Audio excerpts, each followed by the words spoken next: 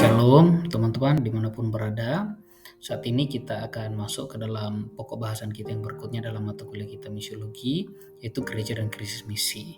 Namun pada video kali ini kita hanya akan membahas tentang gereja.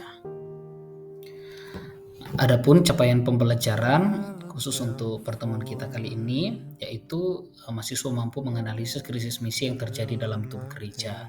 Untuk indikatornya adalah ketepatan teman-teman dalam menguraikan hubungan gereja dan misi.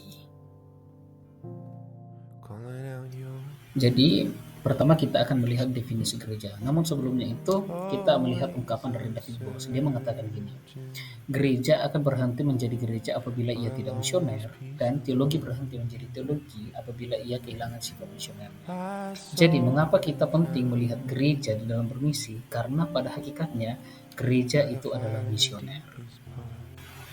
Nah, pertama kita akan melihat definisi gereja secara etimologi. Nah, ada 3 kata Yunani yang bisa kita ambil sebagai akar kata untuk gereja, yaitu eklesia, sunagoge, dan kuriakon. Eklesia itu ek dan kaleo. Ek berarti keluar, kaleo memanggil, berarti eklesia dipanggil keluar. Kalau sunago, sun dan ago, sun itu bersama, ago itu berkumpul. Jadi sunagoge itu adalah berkumpul bersama-sama. Sedangkan kuriakon itu dari kata kurios, artinya milik Tuhan ya. Jadi kuriakon adalah milik Tuhan. Jadi kita bisa tarik kesimpulan bahwa gereja itu dipanggil keluar untuk berkumpul bersama-sama dan mereka adalah milik Tuhan. Nah, definisi yang berikutnya adalah definisi gereja menurut para ahli, yaitu dari Abinano dan Louis Berkhof. Abinano mengatakan gini, dia menjelaskan bahwa gereja sebagai gedung kebaktian atau tempat beribadat umat Kristen di dalamnya mengandung kesan kehadiran Allah. Nah, menurutnya kesan kehadiran Allah itu apabila di dalam gereja terdapat simbol-simbol Kristen seperti salib, mimbar, dan juga adanya kursi untuk tempat duduk para jemaat. Sedangkan menurut Louis Berkhof, gereja itu adalah persekutuan yang telah diselamatkan Allah melalui Yesus Kristus. Jadi Abineno melihat gereja sebagai organisatoris, sedangkan Louis Berkhof melihat gereja sebagai individu atau organisme. Nah, sekarang kita akan melihat tentang tugas dari gereja, biasa disebut sebagai tri panggilan gereja, yaitu bersekutu, melayani, dan bersaksi. Nah, kita akan melihat satu persatu.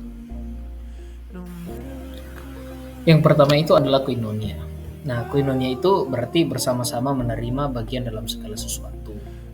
Meliputi rasa saling bersahabat, adanya kasih persaudaraan yang tulus dan murni, adanya persekutuan dalam kesatuan hati, adanya sikap saling tolong-menolong, saling memikul beban bersama, saling mendoakan, bahkan ramah satu dengan yang lain.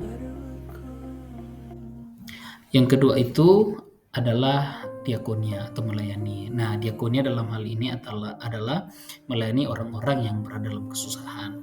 Nah, kita akan melihat ada beberapa jenis-jenis diakonia, yaitu karitatif, reformatif, dan transformatif. Mari kita lihat satu-satu.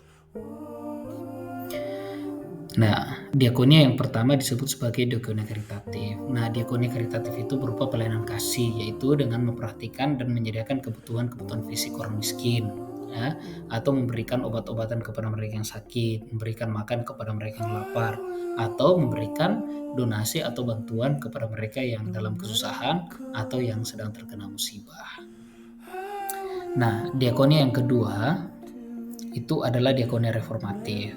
Diakonia reformatif itu lebih menekankan pada pembangunan. Nah, pendekatan yang biasa dilakukan dalam diakonia ini adalah pengembangan komunitas seperti pembangunan pusat kesehatan, penyuluhan, bimbingan kepada masyarakat, atau membangun usaha bersama simpan pinjam dan usaha-usaha reformatif lainnya. Nah, diakonia yang ketiga itu disebut sebagai diakonia transformatif. Diakonia transformatif itu bersifat memberdayakan orang yang lemah dan miskin, ya. Diakonia transformatif biasanya bersikap kritis terhadap kebijakan-kebijakan publik, ya. Atau diakonia transformatif juga bisa juga dalam rangka melaksanakan dialog-dialog antar umat beragama, ya, untuk mencapai sebuah transformasi di dalam kehidupan beragama.